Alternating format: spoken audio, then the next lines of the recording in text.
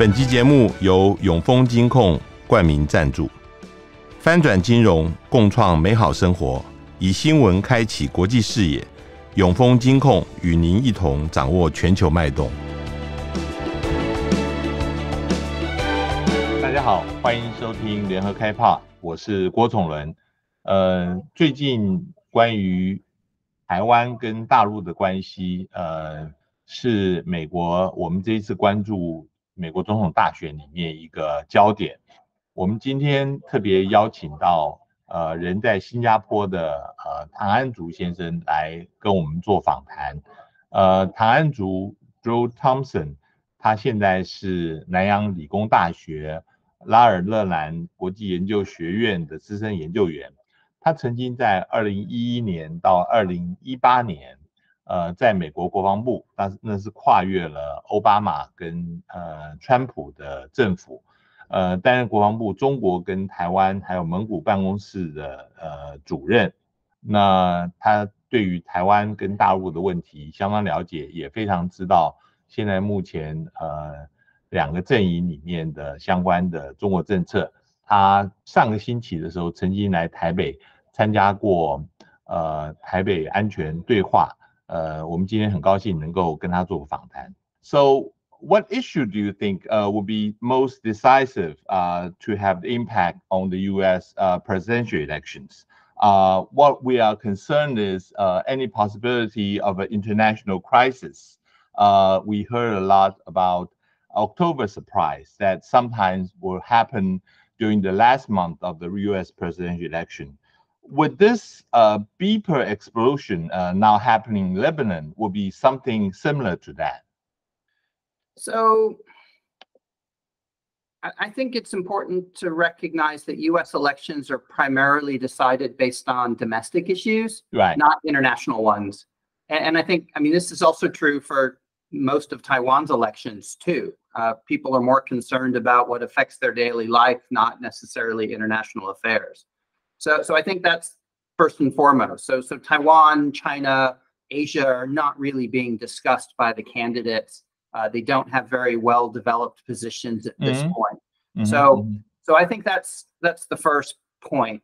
The October surprise idea, if you think about the multiple crises that the Biden administration is dealing with, whether it's the war in Ukraine, keeping the allies together in Europe, you look at the Middle East and Israel, and the Biden administration has been pushing, quite hard for some sort of ceasefire, hostage transaction between the two sides in Israel.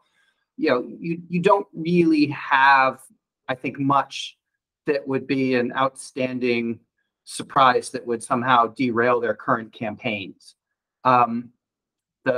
Obviously, you just had a second assassination attempt on Donald Trump. That is quite a surprise. That's not usual. There's always been threats of violence against U.S. politicians, sometimes gun violence. But that is, of course, quite disturbing. And I really shudder to think what would happen if an assassin were successful at eliminating a presidential candidate. We haven't seen that since the 1960s, when the U.S. really was torn apart by internal social crises. And I think it's important to also have that context. Much of what you're seeing today in U.S. electoral politics, in the divisiveness, in the polarization, was also taking place in the U.S. in the 1960s. Political violence, large-scale protests about overseas issues that then become domestic ones. So, if anyone thinks that the U.S. is in decline, it really isn't the case. This is really the U.S. steady state. The U.S. thrives on a certain degree of decentralization and chaos and individual will, which is hard for some people in Asia to appreciate or understand. That individuality takes precedence over the collective in U.S. society, and that's a stark contrast with what you have here. So in international crisis, I think we already have them. October surprises, we already have them, and it's still September. So I'm not too concerned about that. But for the past 3.5 years, Biden is well known for its policy of alliance building and multilateralism.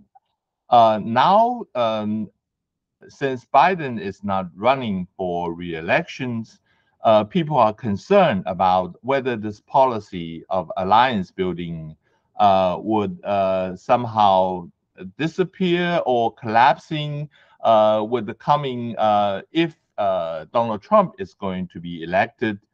He is proposing, some would call it transactional isolationism.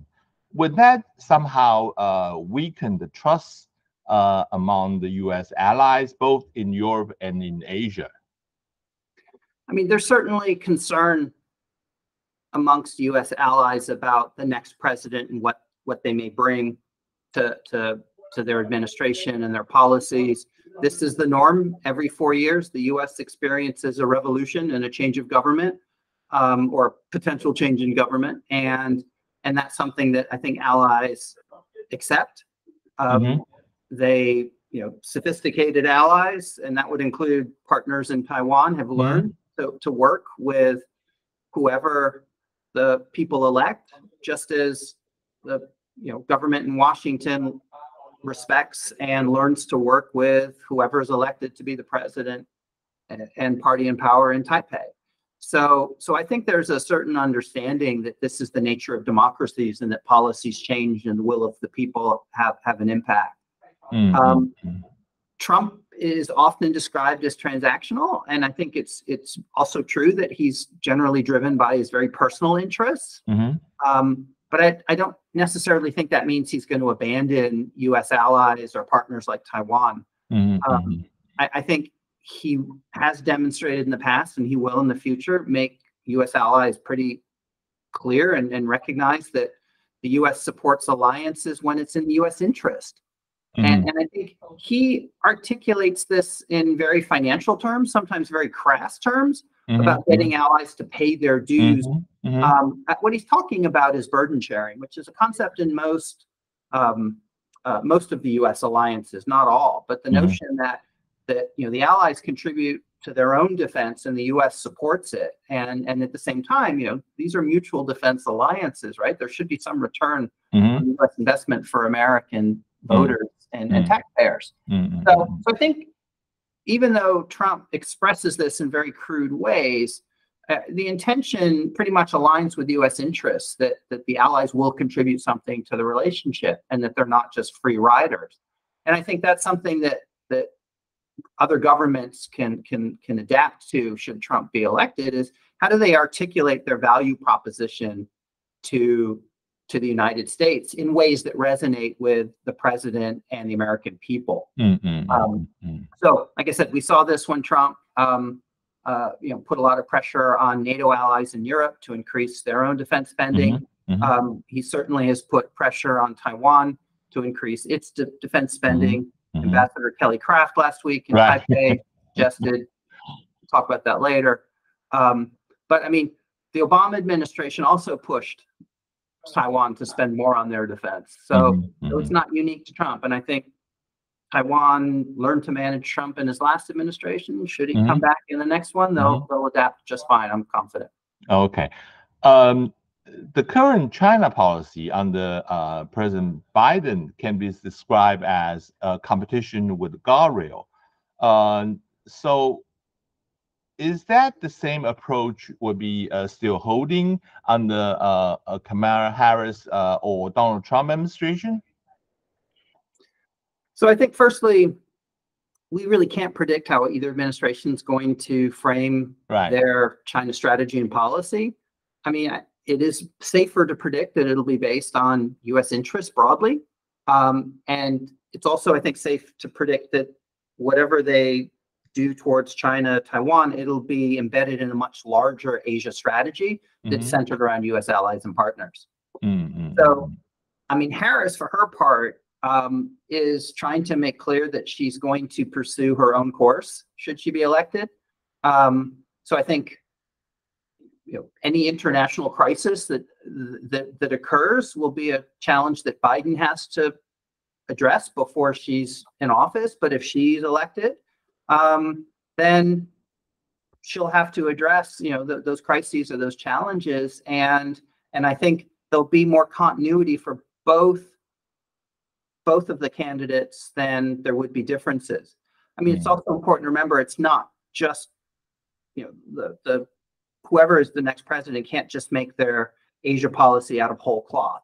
And they certainly can't just come up with some new and radical, innovative way to address China when China's a factor and has agency in the U.S.-China relationship. So many of the U.S. policies and decision points are really going to be driven by how China behaves, how it treats its neighbors, China's use of military and economic coercion against not only Taiwan, but Japan, South Korea, the Philippines, European partners. I mean, a lot of China's behaviors are inconsistent with international norms. Intellectual property theft is a good example. You've got an even bigger problem with their economy. It's very closed, state-centric, dominated by the Communist Party and state-owned enterprises. So all of these are going to be create a path dependency for the next administration, regardless of who wins. And there's going to be little way for them to transform it, unless there's some dramatic transformation in Chinese governance that is a little difficult to foresee at this point. Do you see there's a tendency for more and more trade tension going on between the U.S. and China? We see it starting from Donald Trump, and then the tariff being level on the Chinese import is not abolished by President Biden. And do you foresee in the next administration there's going to be higher and higher tariff, and the trade war with China would not going to go away very easily? And what would that imply for and challenge for the Asian countries as a whole? It's worth noting as well in your question that President Biden has not only kept the Trump era tariffs, he's also introduced new tariffs on Chinese solar panels, EVs.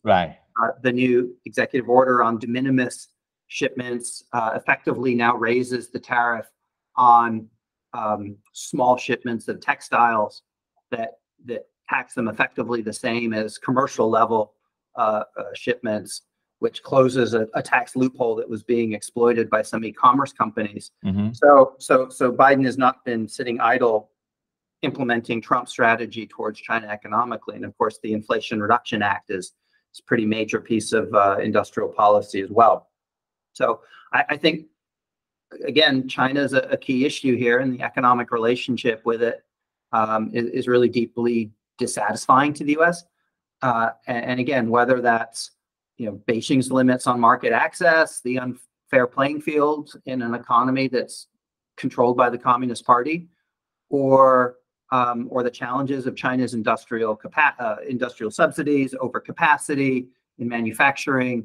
I mean, there's no good rationale for the next president to remove tariffs. It would be politically probably damaging to the next president, whoever it is, to do so, partly because of domestic support for higher tariffs to preserve jobs in the United States, manufacturing jobs. Congress, of course, is bipartisan in their support, not only for competing with China, but for supporting good jobs in the United States. So whether the trade war will escalate also is a question of whether or not China wants to increase market access, create a better, more level playing field. I mean, it's important to note that Trump threatened to apply tariffs as part of an effort to negotiate a trade deal that would level the playing field, that would create a more balanced and equitable, sustainable trade relationship. And the two sides actually spent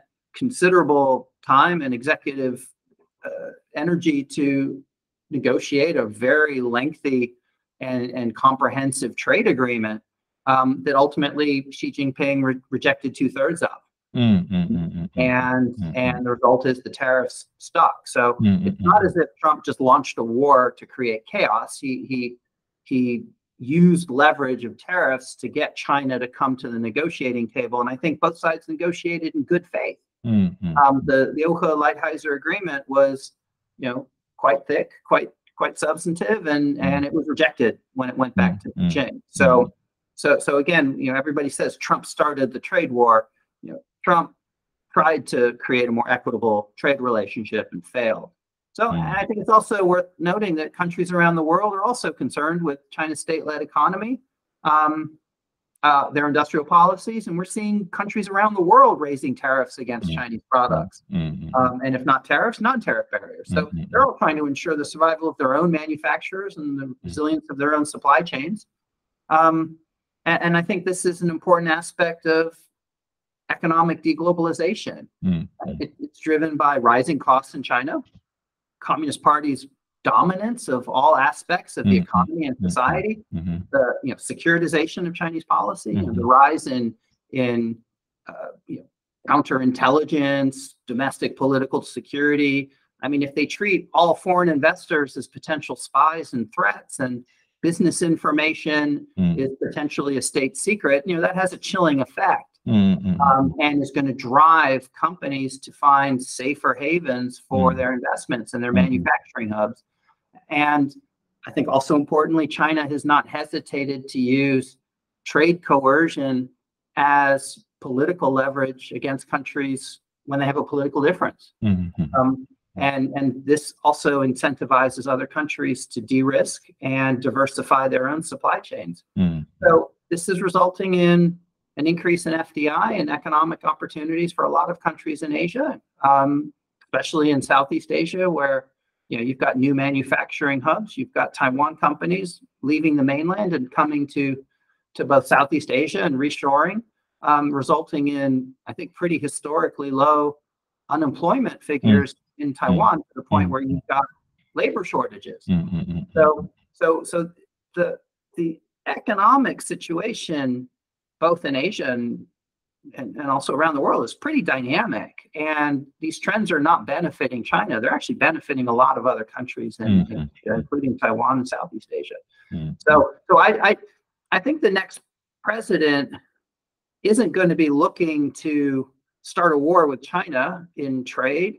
I think they're going to be looking to make sure that the U.S. is competitive in all of these new, should we call them, emerging and burgeoning markets in Taiwan and Southeast Asia, so the U.S. companies can transition effectively and compete. I'd like to move the subject to American Taiwan policy. We know that starting from several years ago, there's a debate on strategic ambiguity on Taiwan. And some had argued the policy should be strategy of clarity. With the rising with Chinese military capability being increasing over the years, what do you think the new Taiwan strategy should be for the new president and his administration? Would it move toward more like a strategy of clarity, or it stay on as a strategic ambiguity? So, to caveat, I cannot predict what the next administration will do. I suspect the candidates don't know what they're going to do either when they're confronted with a policy choice like this. And I wouldn't assume that they're going to take on a review of Taiwan policy unless they're pressured to do so. So I'm not sure this is a high risk of occurring. But that said, it's a really good question, and there certainly is debate about it. I think it's important to recognize that strategic ambiguity is not a policy prescription. It's not actually a policy. It's not mentioned in the Taiwan Relations Act or the Six Assurances. It exists in no foundational documents that the U.S. government uses to guide policy. It's basically a description of Washington's behavior by academics. So I think that's the first important point. But the approach that Washington uses, which you can call strategic ambiguity, describe it as that, is working well. It serves Washington well, and it has for decades. I think if the U.S. were to be unambiguous in its commitment to defend Taiwan, officials in Taipei wouldn't have much incentive to increase their own defense spending. They would instead do the populist thing and instead spend on social welfare, social programs, which would get them more vote. You also run the risk that a populist leader in Taiwan might be reckless in their foreign policy. They might antagonize Beijing at the expense of U.S. interests. So strategic ambiguity, probably has more impact on Taiwan, tying their interests to U.S. interests more closely than if they'd had a blank check. In terms of deterring Beijing, I think Beijing already assumes that Washington will intervene if Taiwan is attacked. And if you look at the process of military modernization over the last 25 years, they've built their military to fight the United States as well as invade Taiwan, right? The whole concept of anti-access area denial, the early phases of PLA military modernization were about repelling the United States and making it more difficult for them to intervene. So I think a new declaratory policy by Washington isn't going to change Beijing's calculus. It's not likely to deter Beijing, which means Washington really has no incentive to change a paradigm that's worked well for decades. My next question is also related with this. We are seeing more and more security and military cooperation between Taiwan and the United States. But China have been keep on insisting that there is a red line for this, and China cannot tolerate if ever the U.S. crossing this red line. What exactly is the red line? I mean, we hear people talking about this, for instance, like a port call for U.S. military ships, or is it something that this red line may shift as the situation have changing? So it's a good question. Couple points. If a red line shifts, it's not really a red line. It's more of a yellow wall, right? So that almost is self-defeating if it shifts. I think the second point is that China's decision-making, policy-making under Xi Jinping is exceptionally opaque. Senior officials, scholars, they speak in very broad terms, and they use very vague concepts that give Xi Jinping tremendous latitude to make decisions. And oftentimes their threats sound very ominous, but they're also very vague. And when I engage with Chinese counterparts and Chinese scholars, and I ask, well, what would that look like? Or could you give me an example of the sort of retaliation you're threatening? They tend to not answer and say, well, you'll bear the responsibility for whatever may come. So I think they're purposely unclear about what their red lines are, and that preserves Xi Jinping's decision space. And because they're vague about consequences, they're not actually held to a course of action that's not in their interest either. So I think it would be a mistake for Beijing to declare a very clear, specific red line and what the consequences would be for crossing it. Because if they do declare a clear red line and another country crosses it, well, that would put Xi Jinping in a kind of bad place politically. I mean, he'd be compelled to retaliate. He'd lose power. He'd lose the decision-making ability that he has. He'd give up his own agency if he declares a red line, and then the U.S. takes the initiative to cross it. And the U.S. may think it's deterring him, but it basically puts him in a position where he's forced to retaliate if he doesn't want to. So if Xi Jinping doesn't respond, then his credibility diminishes, and he has other political problems from that. So I think declaring a red line is a trap that Xi Jinping is probably too smart to fall into. You were in Taipei last week for the Taipei Security Dialogue, and you also hear Ambassador Kraft was saying that Taiwan should be the Poland of East Asia and should raise its defense budget to 5% of GDP.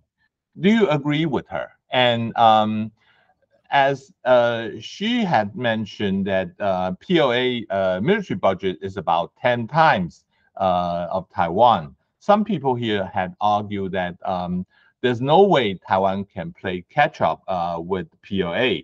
What would your suggestion for Taiwan defense in general? Sure. The other statistic that also struck me for many years is that the annual increase of the PLA's defense budget is greater than the total budget of Taiwan's defense. But that really just underscores the need for an asymmetric strategy by Taiwan. And I think I'm not convinced that a budget relative to GDP is the right policy prescription. I think Taiwan needs to increase its budget commensurate with the threat that it faces. It needs to make smart choices in terms of what it acquires and what it spends money on. It needs to balance both conventional and asymmetric forces that it builds. Taiwan needs a conventional force to deter China in peacetime and an asymmetric force that can survive an initial attack and defeat an invasion.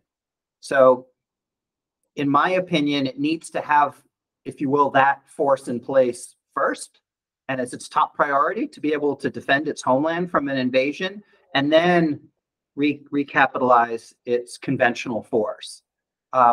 Because the homeland defense is your last line of defense. I wrote an article a couple of years ago called "The Fight Taiwan Cannot Afford to Lose," right? So Taiwan can afford to fail to deter China, and it still survives. But if it fails to repel an invasion, it does not. So if Taiwan doesn't have a very robust and survivable asymmetric force that can defend the island of Taiwan in wartime against an invasion, against fire strikes that would precede it, then it can't expect to get help from the United States in time to defend it from that invasion. Taiwan can't just say, well, China's decided to attack. Our conventional military has been destroyed. Our big planes and our ships and large vehicles have all been destroyed.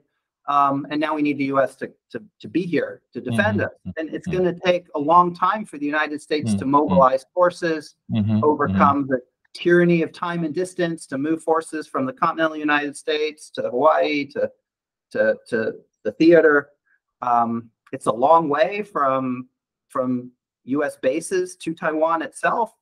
And that's why Taiwan has to have a survivable asymmetric force. And I think that asymmetric force really contributes to deterring China and buying time for the U.S. to mount that response. And how much Taiwan needs to spend to defeat that invasion force isn't really a function of Taiwan's GDP. It's a function of the PLA and what resources it would use to attack Taiwan.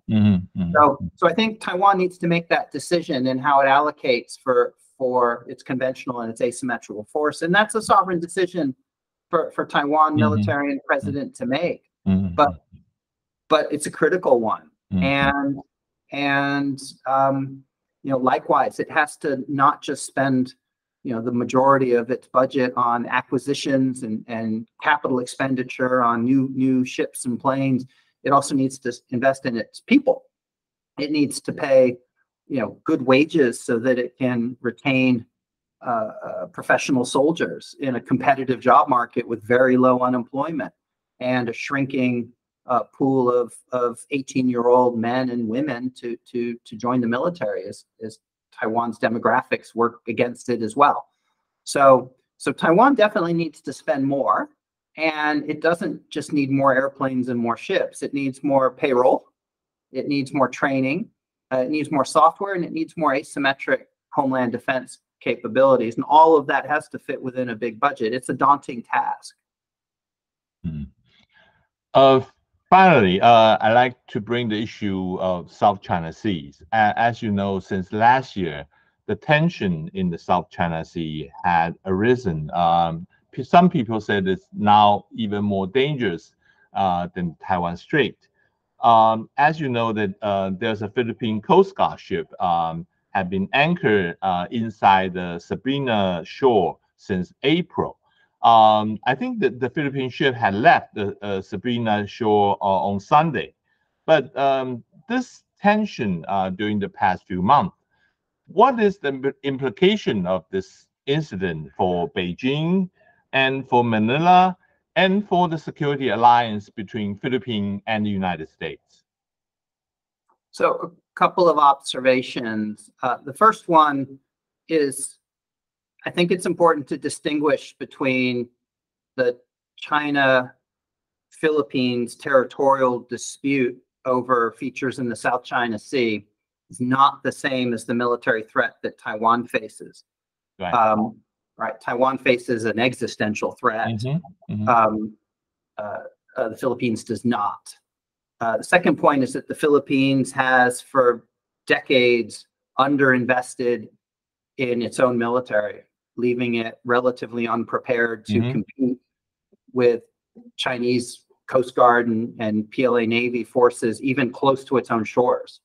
So it has not responded to the PLA's increasing capability and the Coast Guard's increasing capability to project power at pretty long distances from China's shore.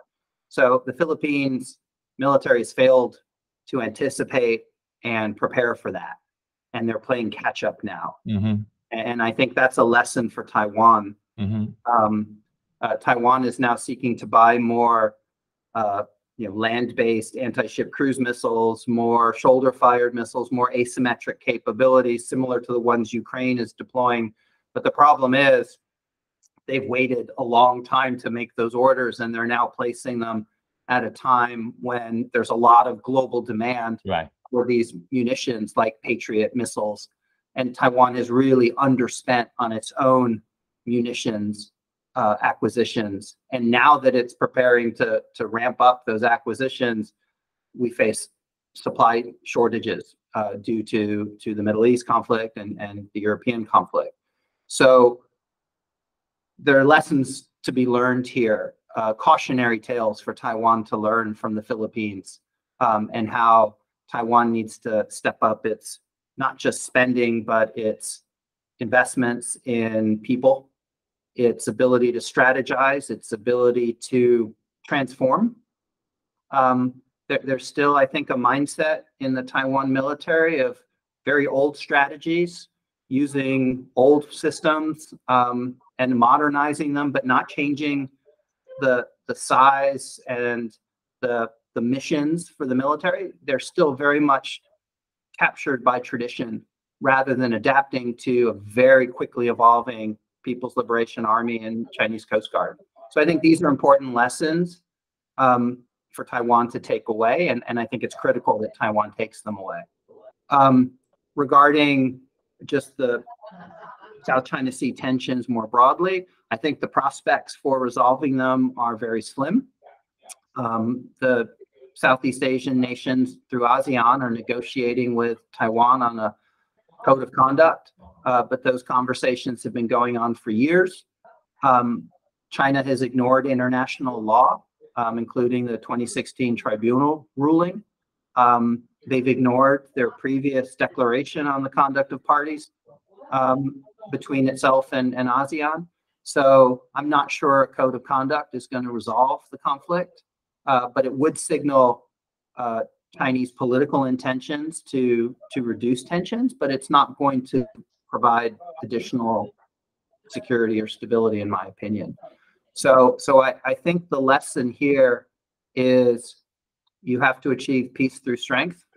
You have to adapt and adapt quickly, and you have to be prepared to invest more in your own defense as China continues to become more assertive and more aggressive and can project its power much more effectively than it ever has before. And the U.S. will be a strong partner in that effort, both politically and militarily. But there's limits to what the U.S. can do. It has to support allies around the world, and it requires functioning allies and partners to be effective. It can't. We saw what happened in Afghanistan. If the government and the military doesn't have the will to fight, the U.S. can't fight on their behalf. The U.S. empowers its allies, but if its allies don't take action, don't invest properly, don't professionalize, don't modernize, don't adapt, then the U.S. is not. It's not Superman. It may be a superpower, but there's limits to what it can do. So I think there's a lot of cautionary tales for Taiwan, and it should be clear that Chinese intentions are grand.